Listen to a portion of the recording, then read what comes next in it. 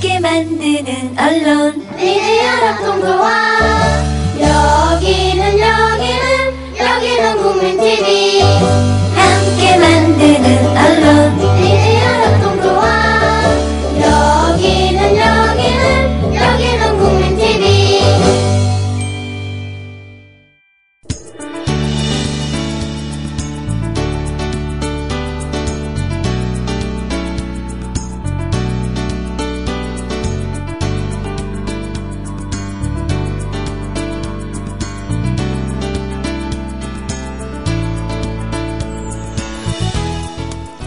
반갑습니다, 여러분. 노혜경입니다. 어제는 지각을 해서 제가 아주 떨었어요. 그래서 오늘은 서둘러서 왔답니다.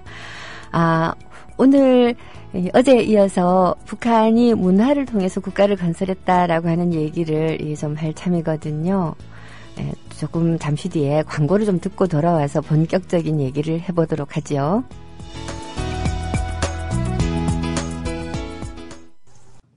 주 기자님, 지난 주말에 콘도 다녀왔는데 진짜 좋았대. 주 기자님은 콘도 회원권도 갖고 있나 봐요? 부럽다. 이번에 회원권 114 거래소에 의뢰해서 싸게 구입했다는데? 콘도 회원권은 비싸지 않아요? 회원권인데? 근데 이 콘도 회원권이라고 다 비싼 게 아닌가 봐. 회원권 114에 알아보니까 종류도 많고 다양한 상품들 엄청 많던데? 그러면 우리도 봄 여행 한번 알아볼까요? 콘도는 회원권 114에서 구입하고요. 02-544-6114번 02-544-6114번 회원권 114는 인터넷과 모바일 앱에서도 검색할 수 있습니다. 콘도 회원권 거래는 회원권 114 02-544-6114번으로 바로 전화해보세요. 지상철 조합원 신청 광고입니다. 강화대교 앞에서 개념 부부가 만드는 개념 곰탕 연지연 곰탕. 연지연이란 가마솥의 장작불로 온종일 고아내는 곰탕을 서로 나누어 이어지는 인연이란 뜻입니다.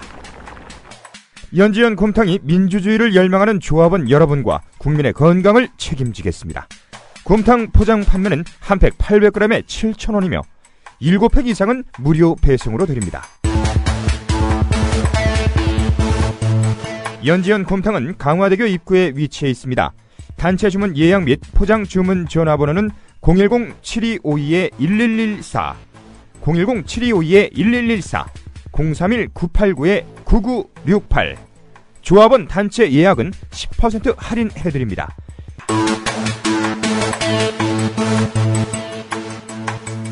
포장 판매 금액의 10%는 국민TV 후원금으로 쓰입니다.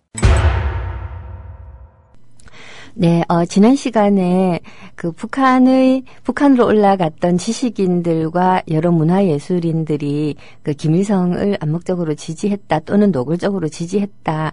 그렇게 해서 북한이 문화를 통해서 국가를 건설하는데 굉장히 많이 기여를 했다라는 얘기를 했는데요. 실질적으로 얘기하면 소련 군정이 북한에서 펼쳤던 정책하고도 굉장히 관계가 있어요. 소련은 아시다시피 2차 세계대전 이전까지는 소비에트 러시아 안에 있던 그 나라였는데 2차 세계대전을 통해서 수많은 위성 국가를 거느리게 되는데요. 이 소련이라고 하는 나라 자체가 되게 재미있어요. 재미있다고 하면 좀 뭐라고 좀 그렇지만 이 사회주의 국가를 건설한다라는 것 자체가 우리가 일반적으로 민주주의 국가에서 생각하듯이 자연스럽게 국민들이 원하는 방향으로 경제가 발전하고 경제가 발전하다가 보니까 자본주의 체제를 선택을 하게 되는 거죠.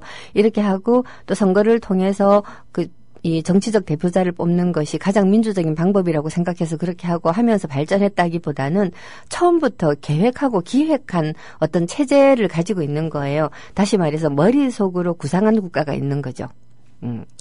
자, 그래서 이 사회주의 국가라고 하는 거는 단순히 정치 제도가 사회주의다라는 게 아니고 문화, 예술, 또 뭐예요? 정치, 경제, 언어, 문학, 사회 모든 분야가 사회주의적으로 변한다라는 걸 얘기하기 때문에 이게 정말 장난 아닌 거예요. 심하게 말하면 공산주의는 새로운 문명화와 같은 것이다. 라고 찰스 암스트롱이라고 하는 역사학자가 북한을 연구하는 분이에요. 사회주의, 공산주의를 연구하는 분이기도 하고 이분이 얘기를 했는데 새로운 문명화, 이게 진짜 딱 진짜 딱 맞는 말이죠. 완전히 새로운 문명을 인위적으로 건설한 거죠. 예를 들어서 로마가 식민지를 하나 차지하고 나서 로마 문명을 거기에 건설하려고 애를 쓰듯이 법제도를 이식하고 여러 가지 사회 시스템을 이식하고 해서 새로운 문명을 건설하려고 하는 것처럼 사회주의 소련도 북한에다가 그런 자기들과 같은 체제 사회주의 국가를 건설하려고 했는 건데 일제시대 때부터 지식인들이 그 공산주의의 영향을 많이 받았고 그 공산주의의 영향을 많이 받았던 지식인들이 일종의 그 사회문화적 헤게모니를 잡고 있었기 때문에 이 사람들이 일제히 북으로 올라갔다라고 하는 것은 소련 군정의 이러한 정책이 지식인들이 지지를 많이 받았다. 라는 뜻도 되거든요. 여하튼 사회주의 체제 자체가 문화 건설을 통해 가지고 새로운 문명을 이루어내겠다라고 하는 어떤 그 설계가 강한 체제고 거기다가 많은 지식인들이 사회주의 체제에 이렇게 동조를 하고 했다라고 하는 것이 우리가 지금 이해하고 있는 북한의 토대를 만들어내는데 굉장히 중요해요. 자, 문화가 중요하다. 자, 이런 얘기를 했는데요. 오늘은 북한 얘기에서부터 살짝 옆으로 새서 요즘 현안이 되고 있는 이야기 한 가지를 하고 싶어요. 역사라는 것이 참 이상한 계기에 의해서 발달을 하게 되고 특히나 우리 대한민국처럼 사회가 발달 성장하는 것을 제도가 받아 안으면서 일종의 주거니 받거니 정반합적으로 성장해오는 국가에서는 이런 일들이 지금 어떻게 드러나고 있는가 하는 걸 옛 역사를 안다는 것 좀 중요한데요. 국민TV라고 하면 길게 보면 아무래도 노무현 대통령이 뿌리라고 할 수 있겠죠? 아닌가? 그 노무현 대통령이라고 하는 개인 인물이 뿌리라는 게 아니라 그를 좋아한다는 것을 정치적으로 겉으로 드러냈던 사람들이 세상을 우리 힘으로 바꿀 수 있다라고 하는 것을 깨달아내면서 뭔가 적극적으로 그 사회에서 어떤 이 변혁의 실마리가 될 수 있는 조직들을 만들어내려고 애를 쓰게 되는데 2000년에 만들어졌던 두 개의 굉장히 중요한 세 개라고 할 수 있겠구나. 세 개의 굉장히 중요한 조직이 있어요. 하나는 총선시민연대라는 거고요. 이게 87년 이후에 시민운동이 활발해지고 시민사회가 형성이 되면서 여러 시민단체들이 생겨요. 경실련, 환경연합, 참여연대 이게 3대 시민단체인데 이런 단체들이 각기 자기들 분야에서 활동을 하다가 보니까 어랍쇼 이 정치가 변화하지 않으면 아무 되는 것이 없겠다라는 걸 깨달아내는 거예요. 자, 이 깨달음이 2000년 국회의원 선거 때 총선시민연대라고 하는 것으로 집결을 해요. 그리고 또 한 가지 정치를 변화시키기 위해서는 이 언론이 안 변하면 죽도 밥도 안 된다. 언론이 안 변하면 정말 아무것도 안 된다라고 하는 걸 깨달아낸 사람들이 인터넷에다가 안티조선 우리 모두라고 하는 이 조선일보를 반대하는 인터넷 진지를 구축을 해요. 거기에 하나 덧붙여가지고 정치를 변화시키려고 하더라도 구심이 되는 사람이 없으면 또 안 되겠다 싶은 사람들이 노사모를 만들죠. 여기 순서대로 일어나요. 우리 모두가 먼저 생기고 총선시민연대가 그 다음에 생겨요. 그리고 나서 선거가 끝나고 난 다음 실패의 경험을 바탕으로 노사모가 생겨나는 거죠. 이게 거의 비슷한 시기에 서기 1999년 11월에서 시작을 해가지고 2000년 4월 한 5, 6달 사이에 다 만들어지는 거예요. 이때가 작은 폭발의 시기라고 할 수 있는데 우리 사회가 그야말로 고속 성장, 압축 성장을 하느라고 그 온갖 쓰레기들을 치우지도 못하고 이렇게 막 그냥 처재놓고 살았잖아요. 이 시기에 쓰레기 청소를 해야 된다라고 하는 거를 시민 자신이 깨달았다는 건데 이 인터넷이라고 하는 소통의 공간을 사람들이 발견함으로써 가능했던 거죠. 노사모 처음 만들어지던 순간이 역사적인 2000년 4월 13일인데 그 밤 한 9시 10시쯤 되니까 노무현 대통령이 그때 노무현 후보 시절에 만들어 놨던 노하우라고 하는 홈페이지가 있었어요. 본인 홈페이지인데 그 홈페이지에 사람들이 마구 모여들기 시작을 했어요. 어떻게 노무현이 떨어지냐 하는 분노와 울분의 표현에서부터 시작을 해가지고, 한 밤 9시, 10시쯤 되니까 노무현 대통령이 이게 농부가 밭을 탓하겠느냐, 이제 정치는 그만해야 되겠다라고 하는 기자회견을 해요. 그러니까 안 돼요. 정치 계속 해야지. 우리가 정치를 계속하게 뒷받침해주자. 이런 얘기들이 막 쏟아져 나오는 정말 역사적인 현장이었죠. 예, 그 현장에 이렇게 제가 있었는데, 그러다가 보니까 노사문을 만드는데 참여를 하게 되는 거죠. 근데 그때 당시에 사람들이 말 중에 참 눈여겨볼 만한 말이 뭐가 있었는가 하면, 여기 와보니까 내가 외롭지 않다. 나 같은 생각을 하는 사람이 또 있더라. 각자 자기의 일상 환경 속에서는 자기 혼자밖에 없는 거예요. 그랬는데 이 주변 사람들하고 얘기를 하다 보면 특히 경상도에서 살고 있었던 사람들은 노무현 얘기를 떠나서 진보개혁적인 그 정치를 해야 된다는 생각 자체가 너무나 왕따되기 딱 십상인, 그리고 또 뭐 예를 들어서 뭐 조선일보 나쁜 신문 이런 얘기하는 게 너 바보냐 내지는 네 겁도 없다 소리 듣는 뭐 그런 상황 속에서 자기하고 똑같은 인간들을 갑자기 몇천 명을 만난 거예요. 와.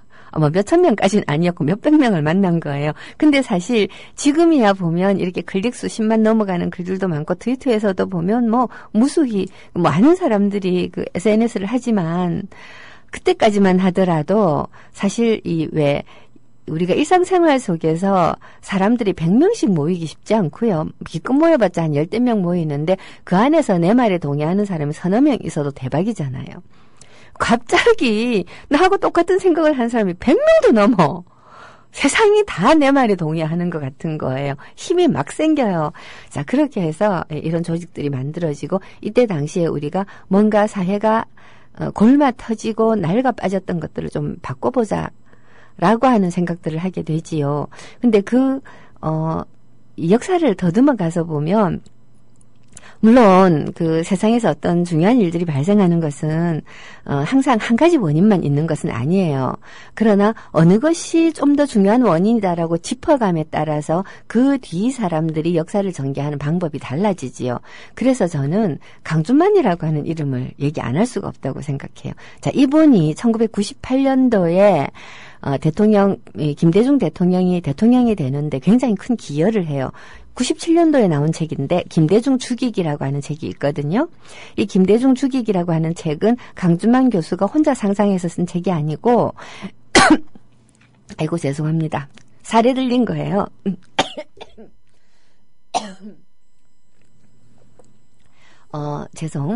개마고원이라고 하는 출판사가 있는데요. 이 출판사에 대해서 여러분들 정말 관심 가져주세요. 진짜 훌륭한 출판사예요.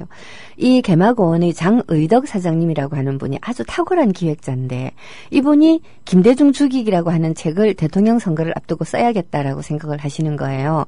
그래서 적절한 저자가 누가 있느냐라고 찾아보니까 강준만이라고 하는 언론학자가 있는 거예요.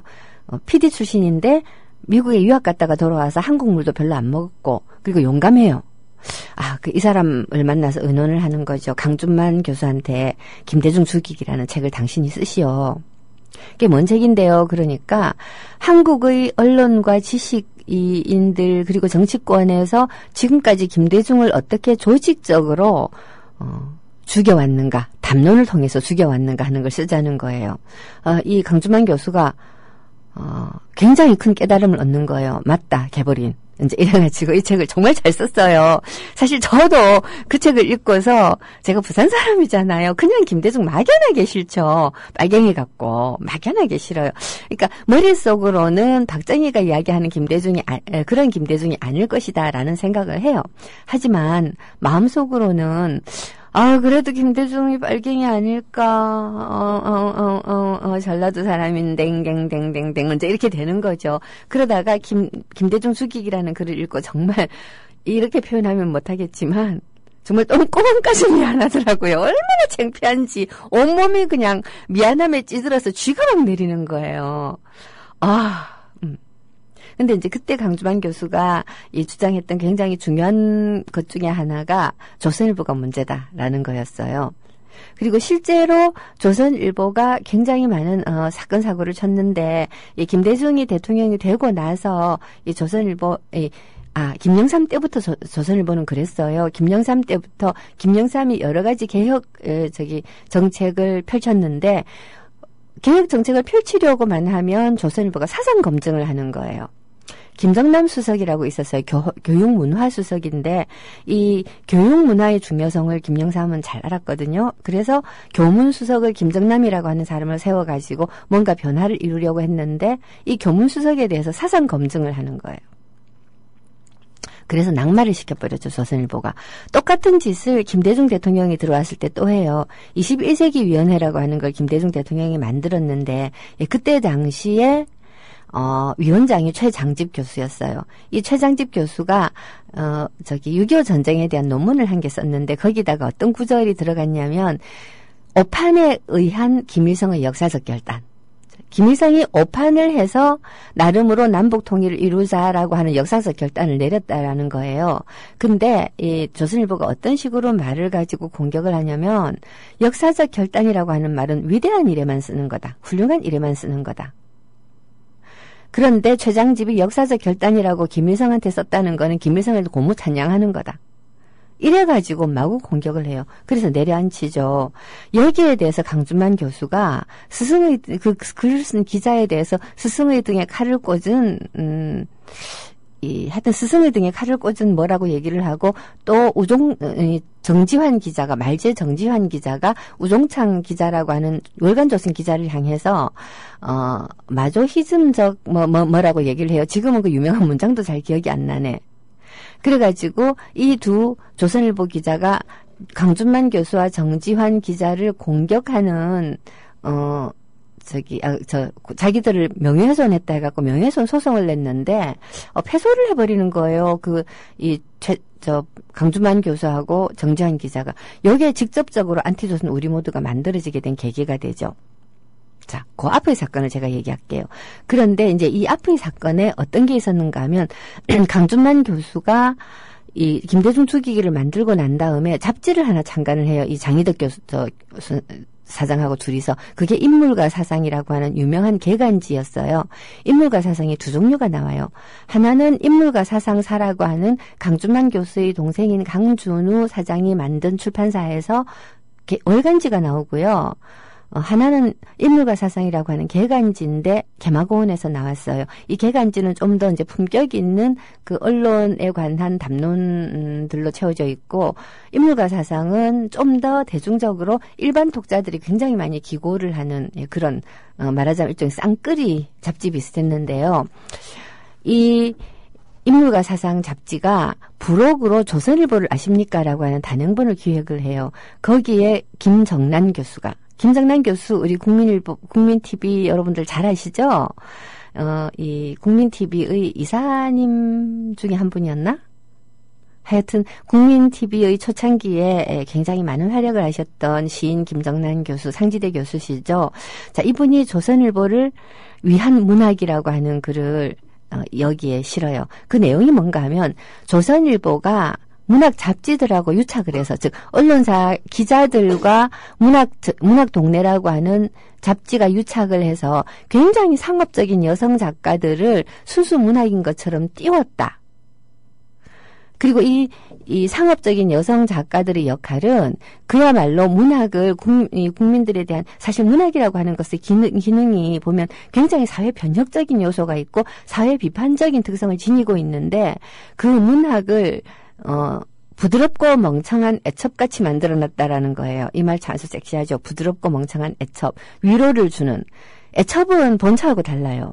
애첩은 언제나 자기가 빌어먹고 사는 그 남편님, 서방님을 달래주고, 핥아주고, 빨아주고, 높여주고, 요렇게 해서 연명을 하죠. 그래서 부드럽고 멍청할 수밖에 없어요.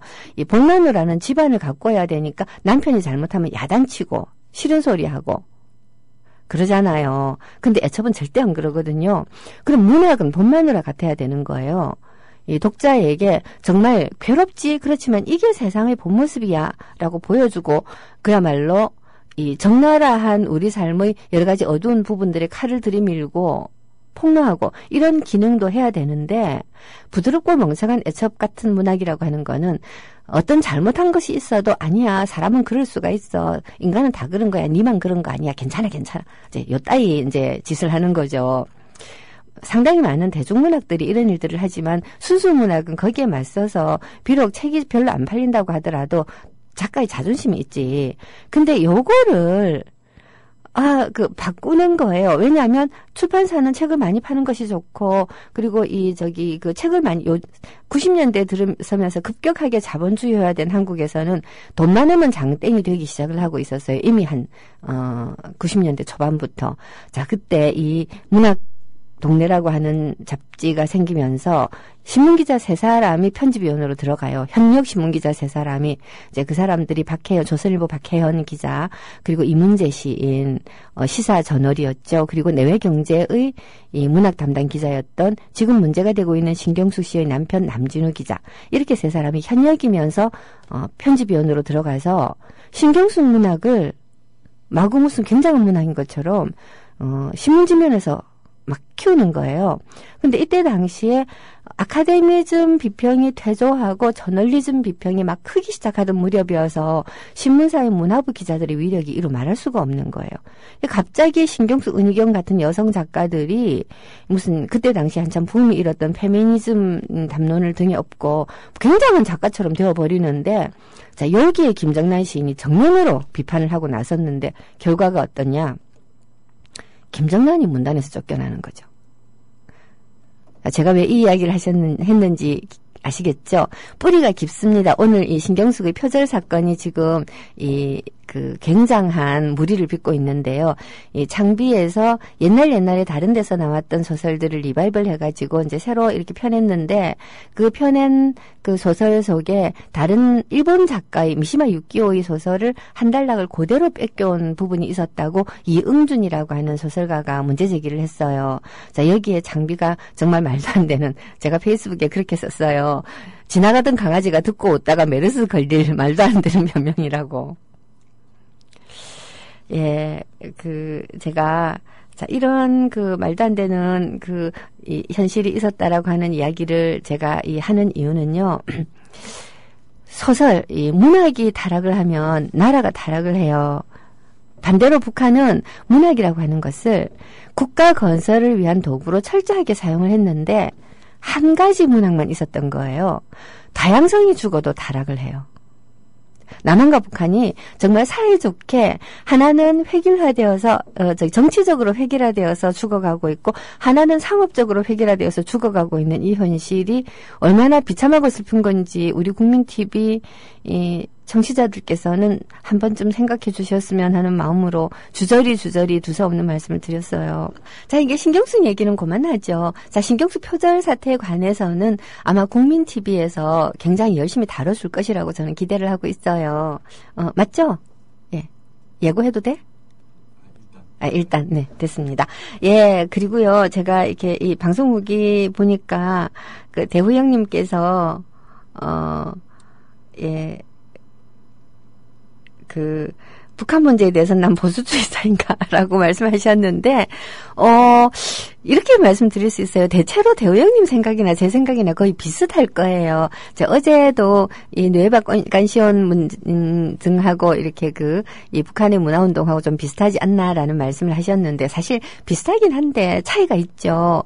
북한에서는 윗대가리들이 주도해서 했고요. 문화예술인들이 어떻게 보면 부속품처럼 움직였는데, 뇌박간시원 운동이라든가 이제 이런 중남미에서 일어났던 것들은 민중들과 함께 있었던 어떤 시인, 소설가, 음악가 이런 사람들이 민중들과 함께 움직였던 문화운동이라고 할 수 있어서 조금 다르죠. 예, 다르기는 해도 겉보기의 형태는 비슷하고, 사회주의자들이 문화예술을 선전도구라고 생각하기 때문에 더욱더 중요하게 여겼던 것만은 사실이고요.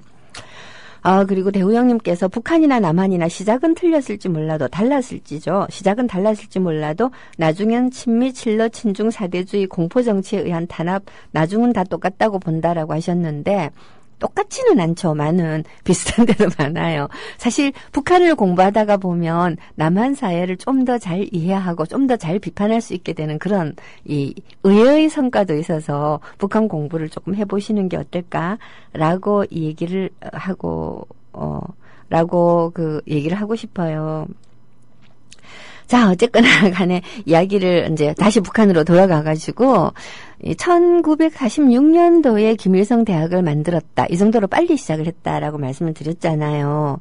근데 처음 시작할 때 얘기했듯이 공산주의라고 하는 것은 물론 공포정치라든가 탄압 그리고 경제적인 거 예를 들어서 이 토지개혁을 하죠. 토지개혁을 북한에서 먼저 해버리는 바람에 남한도 할 수 없이 했어요. 근데 이런 경제적인 그 개혁이라든가를 통해서 하기도 하지만 결국 문화로 사회주의를 건설해요. 사회주의 건설을 하고 이때 당시의 북한 문인들이 쓴 이야기들, 평론이라든가 혹은 작품들 속에 참 많이 나오는 이야기가 인간 개조라는 얘기예요. 그거를 우리 남한에서는 세뇌라는 말을 쓰죠. 이 사람들은 세뇌라고 하지 않고 인간 개조라고 해요. 사실 세뇌라고 하면 생각을 세탁한다라는 뜻이 많은데 몸도 달라져야 되거든요. 사회주의적인 인간으로 몸이 바뀌어야 돼요. 와우. 여튼 이렇게 이제 공산주의를 문화적으로 건설한다라고 하는 것이 소련 군정의 목표였고 김일성의 목표이기도 했으며 그때 당시의 문인들의 목표이기도 했다. 라고 하는 것은 이제 굉장히 중요한 요소죠. 자, 그러면 소련은 어떤 방식으로 북한에서 문화를 활발하게 키웠던가 하는 거는 우선은 교육 사업이 굉장히 중요하고요. 근데 교육 사업도 교육 사업이지만 이념적으로 한번 생각을 해보죠.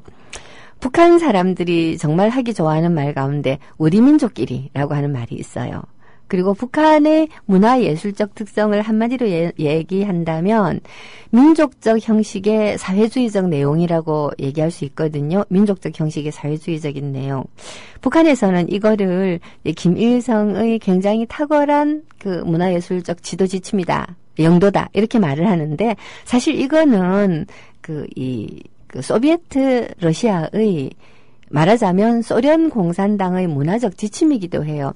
일단 45년 이후에 그리고 러시아라고 하는 나라 자체가 수많은 소수민족들로 이루어져 있거든요. 중국도 마찬가지지만 러시아도 굉장히 수많은 소수민족들로 이루어져 있어요. 얘기하다가 보니까 새삼 깨달아지는 건데요. 이런 생각이 드네요. G2라고 할 수 있는 나라들, 그러니까 G1, G2로 불리는 미국도 보면 수많은, 이거는 민족 국가는 아니지만 수많은 인종과 소수민족들이 모여갖고 만들었잖아요. 중국도 수많은 소수민족으로 이루어져 있고, 러시아도 그렇고, 그리고 유럽연합도 보면 수많은 소수민족들이 모여서 연합을 하고 있죠. 자, 그러니까 다양성이 하나의 시스템 안에 통합되어 있는 국가가 힘이 세다. 라고 이야기할 수도 있겠어요. 여하튼 이 소련이 수많은 소수민족들을 무리 없이 소비에트 연방 안에 하나로 묶어서 사회주의권으로 통합할 수 있었던 굉장히 중요한 부분이 소수민족의 문화를 존중하는 거예요. 소수민족에게 그렇게 얘기하는 거죠. 민족주의적 형식을 한껏 고양한 사회주의적인 내용의 작품을 창작하는 것이 중요하다. 즉 한복 입고 아리랑 곡조에 맞춰서 사회주의적인 가사를 부른다. 뭐 이런 정도가 될 것 같아요. 근데 이게 김일성의 창작품이 아니고 그 소련의 문예 이론의 표절이다. 그거죠. 오늘 표절 유행하겠는데요. 어쨌거나 간에 자, 이렇게 그 문화예술인들의 입장에서 볼 때는 자신들의 이념에 꼭 받는 정책을 소련 군정이 펼치는 거죠. 자, 그렇게 해서 이 북한은 48년도에 건국을 하고 난 다음 굉장히 많은 학교를 세우고 일사불란한 사회주의적인 교육을 많은 지식인들의 도움 아래 해 나갈 수 있었던 것이지요. 자, 그러고 나서 이제 전쟁을 일으킬 정도로까지 이 경제를 발전을 시키는 거예요. 전쟁은 그냥 건너뛰고요. 전쟁 건너뛰고 난 다음에 북한이 새로운 사회를 건설할 때 이 문학예술들이 어떻게 기여를 했나 하는 얘기를 잠깐 하기 전에 전쟁 시기를 거치면서 북한의 문화예술인들이 어떻게 변화해 갔나 하는 얘기도 조금 하고 싶어요. 사실 북한이 그런대로 문화예술인들에게 사상의 자유 또는 표현의 자유가 있었을까 없었을까라는 거를 저는 공부를 하면서 항상 좀 중요하게 생각하는데요. 자발적으로 문화예술인들이 사회주의를 선택을 했기 때문에 그 선택한 사회주의권 내부에서 어느 것이 우리의 사회주의냐를 놓고서 토론이 많이 벌어졌어요. 적어도 50년대 토론이 굉장히 많이 벌어졌고 특히 종주국이라고 할 수 있는 소련이 있었기 때문에 이 소련에서 어떤 새로운 논쟁이 벌어지면 그게 바로 북한으로 수입이 돼서 들어와요. 그래가지고서는 문학을 놓고서 이제 토론을 하는데요. 한 가지 재미있는 거는 남한의 문인들의 문학 토론이라고 한다면 대부분 정치적인 이념의 차이로 인한 토론이던가 아니면 세계관, 가치관의 차이로 인한 토론이던가 좁게 보더라도 문학관 그 자체를 놓고서 하는 토론일 때가 되게 많아요. 근데 북한은 문학관 그 자체라기보다는 문학 창작 방법론을 놓고서 토론을 많이 해요. 이건 북한뿐만 아니고 사회주의권의 특성인데 왜냐하면 사회주의권에서는 문학관은 사회주의 리얼리즘이에요. 이건 그냥 토대죠. 토대. 우리가 지금 자본주의 사회에 살고 있고 일종의 신자유주의적 경제정책을 신봉한다라고 얘기했을 때 여기에 대해서 건드리면 반체제다라고 정부 당국자들이 많이 얘기하잖아요. 신자유주의 반대하면 반체제다 이런 식인데 사실 아니거든요. 근데 북한에서는 사회주의 리얼리즘에 반대하면 반체제가 맞아요. 왜냐하면 이게 기본적으로 자기네들 국가의 이념 속에 들어있는 부분이고 그럼 사회주의 리얼리즘은 뭐냐? 잘 아시는 분들이 보니까 이제 방송 듣고 계신 분들 중에 잘 아시는 분들이 너무 많아가지고 얘기하기 좀 어려운데 진짜 이 사회주의 리얼리즘에 대해서는 전문가들이 많은데 아주 간단하게 이야기하자면 문학의 목표가 사회주의적인 이상적 나라를 만드는 거다라고 하는 거예요. 아주 단순하게 얘기하면 즉 문학이라고 하는 것은 훌륭한 사회주의 국가를 건설하는데 이바지해야 된다. 그러니까 사회주의 리얼리즘에 관해서는 창작 방법이 중요한 것이지 사회주의 리얼리즘의 이념이 어떻고 하는 토론은 불가능하다라는 얘기죠. 자, 그렇다고 하더라도 창작 방법을 어떻게 설정하느냐에 따라서 굉장히 많은 토론이 있을 수가 있었는데요. 이 49년 정도에서부터 한 1956년 사이에 북한에서는 굉장히 재미있는 토론이 벌어져요. 특히 시를 중심으로 해서 소설은 제가 좀 잘 모르니까 시만 얘기를 하자면 주인공이 누구냐? 근데 주인공이 누구냐라고 하는 토론은 56년 이후에 본격적으로 벌어지는 것이고 시에서 주어가 있잖아요. 주어, 나, I. 우리가 시를 쓸 때 나를 빼놓고 시 쓸 수 없거든요. 시 속에 내가 들어가든 안 들어가든 상관없어요. 예를 들어서 제가 별로 좋아하지 않기는 하지만 여러분들이 이제 많이 알고 있는 미당 서정조의 시를 한번 보죠. 눈이 부시게 푸르른 날은 그리운 사람을 그리워하자. 누가 그리워해요? 우리 PD님, 이 PD님. 눈이 부시게 푸르른 날은 그리운 사람을 그리워하자의 주어가 누구예요? 나잖아요, 나. 그리고 너, 우리. 하자니까. 얘야. 혹은 당신, 눈이 부시게 푸르른 날은 그리운 사람을 그리워합시다. 너하고 나하고 같이. 그러니까 우리가 주인공이죠. 그렇죠? 주인공이 아니라 주어죠. 모든 시의 주어는 나 아니면 우리예요. 저절로 그렇게 돼요. 근데 북한에서는 나가 주어가 되는 것을 질색팔색을 해요. 왜 질색팔색을 하느냐? 나는 개인이거든요. 개인인데 사회주의라고 하는 것은 제목에 사회가 들어가듯이 나가 아니라 사회가 주체가 돼야 돼요. 즉 주어는 나가 아니라 우리가 되어야 되는 거죠. 그래서 비록 나라고 하는 주어를 시 속에 썼더라도 이 나는 우리를 대표하는 나라야지 나라고 하는 개인이 지니고 있는 어떤 개성 또는 내가 어떻다라고 하는 나를 특별히 강조하는 시 이런 것들은 북한에서 공격의 대상이 되는 거예요. 이런 토론들이 49년 정도 되면 벌어지기 시작을 하죠. 신기하죠? 자, 그러니까 다른 말로 하면 가장 개인주의적인 장르라고 할 수 있는 시문학에서부터 북한의 문학계는 나가 우리여야 하지 개인 나는 아니다. 나는 밥을 먹는다라고 할 때 사실 우리는 밥을 먹는다로 바꿔도 아무 상관이 없잖아요. 근데 나는 뭐 특별히 이상한 과자 뭐가 있더라? 머릿속으로 딱 생각을 했는데 말을 하려니까 까먹는 이게 늙었다는 증거예요. 마카롱. 예. 나는 마카롱을 아침으로 먹는다. 이건 특수한 개인이죠. 그렇죠? 모든 인민이 마카롱을 아침으로 먹을 수 없거든요. 그럼 나는 쓰면 안 되는 거야. 이게 이 사회주의권에서 특히 이제 북한시에서 1949년 50년 무렵에 시인들이 나를 다루는 방식이었어요. 와, 신기하죠. 그러니까 보편적이고 일반적인 견지에서 전체를 그리고 집단을 대표할 수 있는 나가 아닌 다른 나를 시속에 쓰는 것, 이거는 개인주의적이고 부르주아지적인 사상이라고 해서 배척을 당하죠. 부르주아지적이고 퇴폐적이고 개인주의적인 사상이라고 해서 응향사건이라는 것이 있어서 굉장히 많이 배척을 당했다고 말씀을 드렸잖아요. 자, 거기에 이 사회건설에 도움이 되지 않는 센티멘탈하고 감상적이고 어떤 그 사소하고 개인적인 감정 이런 것들은 그냥 네 혼자만의 것이지 우리 전체의 것이 될 수 없잖아. 이래서 배척을 당하는 거예요. 자, 이 방송 후기 조금 보고 갈게요. 제가 이제 방송에 조금 익숙해져가지고 방송 후기도 좀 보고 그러는데요. 우유 캡틴님, 북한에 대한 정보는 어디서 얻나요? 라고 하셨는데요. 사실 북한에 대한 정보를 얻기가 쉽지가 않아요. 적어도 2008년, 9년 정도까지는 그래도 이제 북한 이 홈페이지 이런 거 우리 민족끼리 이런 사이트를 우리가 들어가서 볼 수도 있고 또 북한의 그 홈페이지들 이런 것들이 그렇게 막혀 있지 않았어요. 저만 하더라도 북한 이 조선문학 사이트 들어가 가지고 새로 올라온 조선문학 이제 보고 막 이제 그렇게 하기도 했었는데 이명박 대통령이 다 막았죠.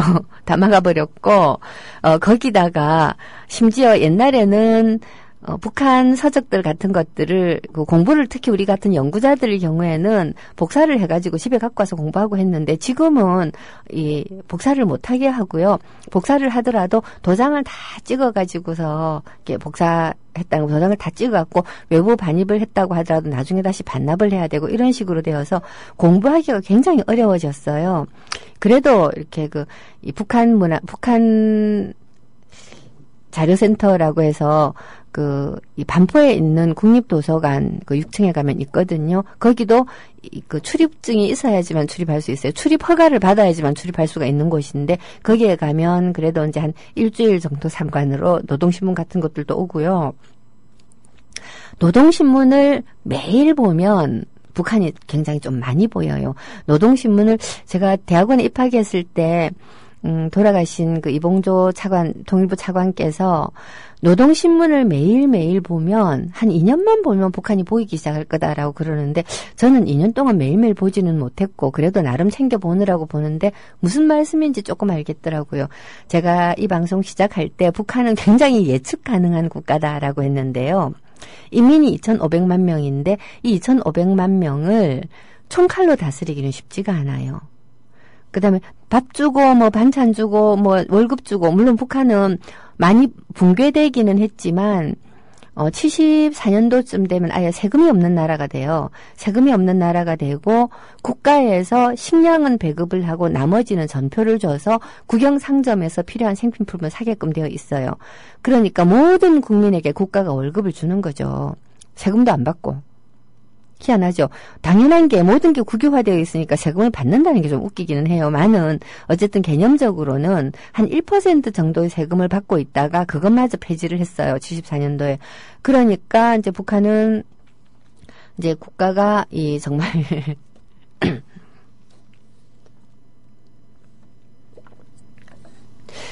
그러니까 이게 이제 밥도 주고, 그러니까 총칼로만 지배하는 것이 아니라 밥도 주고, 그 다음에 총화라고 해가지고 모든 사람들을 매일같이 공부를 시켜요. 김일성의 어록이라든가 국가의 정책이라든가 이런 것들이 발표가 되면 그거를 읽히고 토론하고 발표하고 외우고 우리가 옛날에 국민교육 현장 외우듯이 이제 그렇게 했다는 거죠. 자, 이렇게 해서 이렇게 머릿속을 장을 해 가요. 아주 머릿속으로. 이제 그렇게 그 장악을 해 가는 나라. 총칼로만 다스리지 못하고 이제 그렇게 장악을 해가는 나라이기 때문에 문화예술의 중요성이 그만큼 더 중요한 거죠. 자, 어쨌거나 간에 또 한편으로는 이렇게 해서 위에서부터 자기네들의 주장이 쫙 내려갔다가 다시 쫙 올라오고 하는 이런 과정을 계속 거치기 때문에 이걸 뭐 다른 말로 민주집중제라고 하기도 하는데요. 그런 과정을 거치기 때문에 국가의 정책이라든가 이런 것들이 자기들이 한 말을 안 지키면 큰일 나요. 북한은 이제 신년 초에 노동신문에 국가 계획을 발표를 하거든요. 원래 우리는 예를 들어서 산에 나무를 10만 그루 심고 9만 그루 베겠다. 설령 10만 그루 못 심고 9만 그루 못 뺐다고 하더라도 했다고 해야 돼요. 제가 예측 가능하다라고 하는 거는 북한의 이런 메커니즘을 알면 북한이 올해 미사일을 몇 발 쏘겠다까지는 몰라도 대충 올해 미사일 좀 쏘겠네 정도는 예측을 할 수가 있다는 거죠.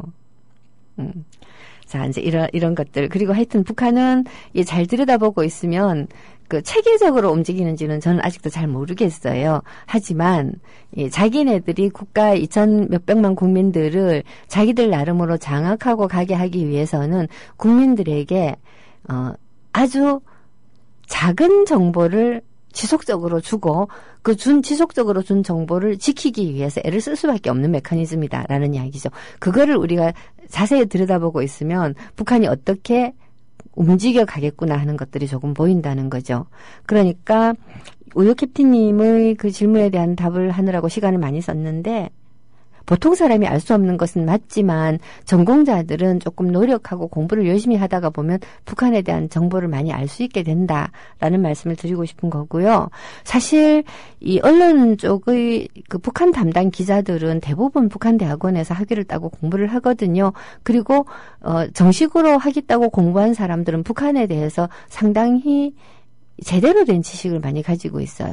그리고 또 중국의 신화사 통신이라든가 이런 중국 언론들을 통해서 나오는 북한 얘기들도 많이 있고요. 해서 판단력이 있으면 비교적 평가할 수가 있거든요.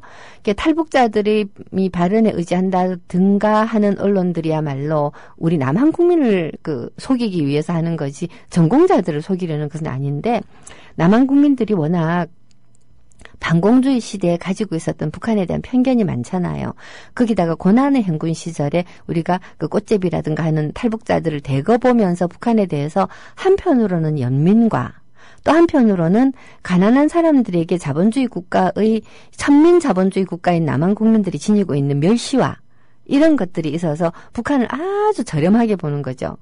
자, 이런 것들이 있어서 사실 이 종편이라든가 이런 데서 북한에 대한 여러 가지 왜곡된 정보들을 가지고 얘기를 해도 먹혀 들어가는 건데요.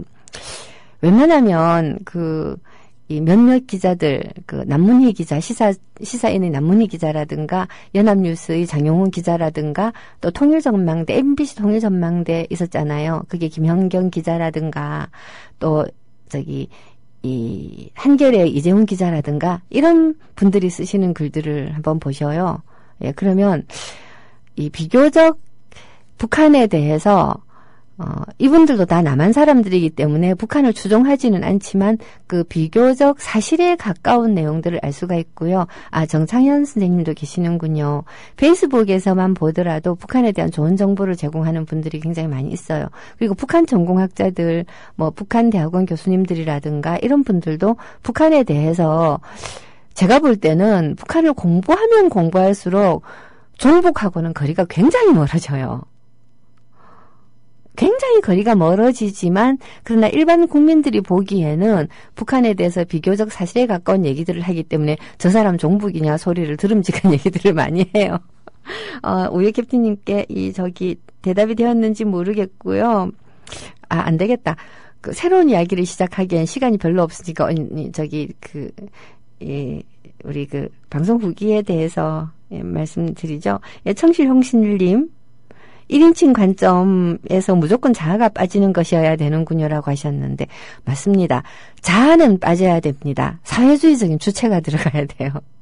이게 나중으로 가게 되면 이 작품의 주인공은 우리를 대변하는 나이든가 아니면 수령님을 예찬하는 나 두 종류로 갈라져요. 소설에서는 조금 달라요. 소설에서는 사회주의적인 주인공들이 많이 등장을 하죠. 그 소설이라고 하는 것이 워낙 그런 거잖아요. 다만 그 주인공들은 다 그 수령님을 그 받들어 모시고 그 사회주의적인 그 사상을 내면화한 주인공들이어야 하지만 나를 쓰면서 그 내가 나의 개인적인 자아가 아닌 사회주의적인 주체가 되어야 된다라고 하는 건 시인들한테는 굉장히 고통스러운 일이에요. 소설은 작중 인물을 창작하니까 작중 인물 뒤편에 숨어서 얘기하면 돼요. 그러니까 내하고 달라도 상관없잖아. 근데 시는 내하고 다르면 안 되는데 내가 아니어야 된다라는 거야. 그럼 내가 바뀌지 않으면 안 되는 것이니까 어떻게 보면 이게 고문이죠. 고문. 그쵸? 자, 하여튼 좀 그랬습니다. 락에이지님, 내가 아닌 타인의 존재를 인식하는 게 이름을 통해서인데 이름을 묻지 말라는 건 자기한테 관심을 갖지 말라는 말인 건가라고 하셨는데, 그렇죠. 이름을 묻지 말고, 그러니까 나라는 개인에게 관심 가지지 말고 인민의 대표 단소로서의 수령님을 찬양하며 이 북조선에서 살아가고 있는 이 사회주의적인 개인인 나에게 관심을 가지라는 거예요. 예, 그런 겁니다. 저는 정말 제가 시인으로서 북한이 정말 싫은 게 이런 거예요. 정말 싫은 게 이런 게 하면서 한편으로는 이런 틈새를 비집고 북한 시인들이 정말 깨알같이 자아를 살려놓은 시를 볼 때 보면요. 눈물이 날라고 그래요. 너무너무 안 됐고 한편으로 고맙고 존경스럽고 진짜 눈물 날라고 그러죠. 행복한 둥이맘님, 재작년에 신경 쓰기 엄마를 부탁해를 가슴 절절하게 읽었는데 갑작스레 인터넷의 표절 논란을 보고 배신감이 어찌할 바를 모르겠다고 하셨어요. 이게 SNS가 있어서 갑작스레 같은 느낌이 드는 것이지만 사실 문인들 사이에서는 굉장히 심각한 문제였고요. 예, 그렇습니다. 예, 대단군님, 그렇죠. 조선일보, 이건 그냥 살아남기 위해서 그랬다고 대충 봐주더라도 자기 반성이 없다는 점에서는 정말 문제가 있죠. 라게이지님, 진짜 아닌 게 아니라, 노사모는 노무현 대통령 당선을 통해 목적을 달성했지만 안티조선운동 라디오 21은 결과론적으로는 실패했다고 볼 수 있죠. 라고 하셨는데 라디오 21은 사실 대통령 당선 이후에 생긴 방송이니까 일단 제끼고 저는 2008년 촛불 시위를 한참 했잖아요. 사실 제가 라디오 21하고 인연을 맺게 된 거 좀 재미있어요. 지금 팩트 TV 하고 있는 김태일 씨하고 양경숙 씨를 제가 소개를 해서 이제 같이 라디오 21을 하게 되었었는데 그냥 우연히 소개를 했죠. 근데 이 김태일 씨가 좀 의가 안 맞아서 그만두고 나온 거예요. 그러니까 이제 이 양경숙 씨가 저보고 갑자기 김태일 씨 방송에 빵꾸가 났으니까 이번에 서영석 대표께서 저보고 땜빵하라고 하는 것처럼 땜빵을 좀 해달라고 해서 할 수 없이 대선 때 땜빵 방송을 했어요. 2007년대. 그러고 나서 이제 그만할 참이었는데 촛불 시위가 터진 거예요. 그래서 이제 이 촛불 시위 때 신상철 서프라이즈 대표하고 저하고 둘이서 땜빵 방송을 했는데 땜빵이 아니라 긴급 방송을 밤새도록 했는데 자고 일어나서 보니까 그 방송이 엄청나게 유명해져 있는 거예요. 이수가 부른 노래 속에도 이 신상철하고 자고 목소리가 삽입이 되고, 다시 말해서 이 촛불 집회의 행진을 지휘하는 지도부처럼 되어버린 거예요.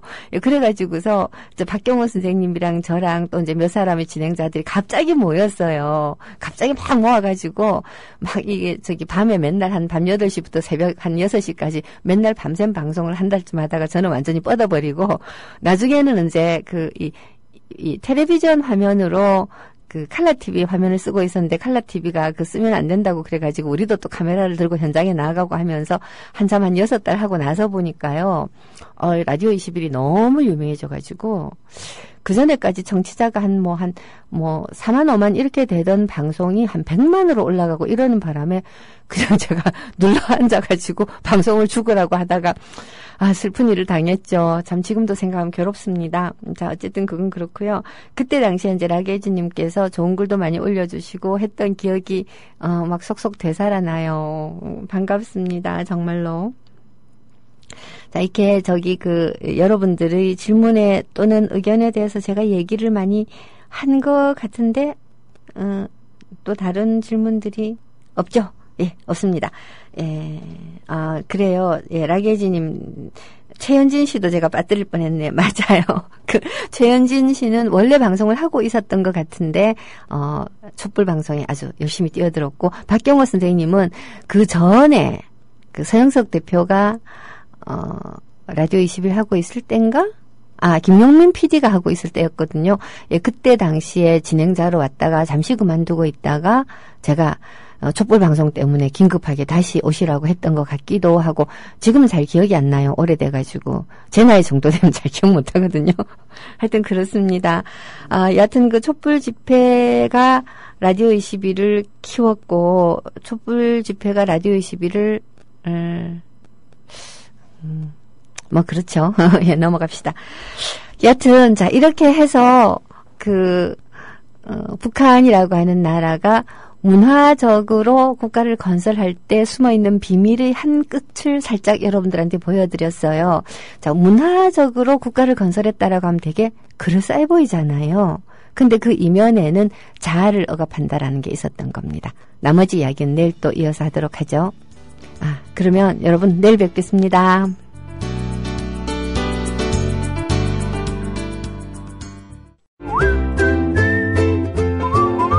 국민라디오 팟캐스트 응원하는 가장 쉬운 방법 아시나요? 다운로드하기, 별점 주기, 댓글 달기, 구독하기. 국민라디오 팟캐스트 널리 알리는 가장 쉬운 방법. 다운로드하기, 별점 주기, 댓글 달기, 구독하기. 기억하세요. 다운로드하기, 별점 주기, 댓글 달기, 구독하기.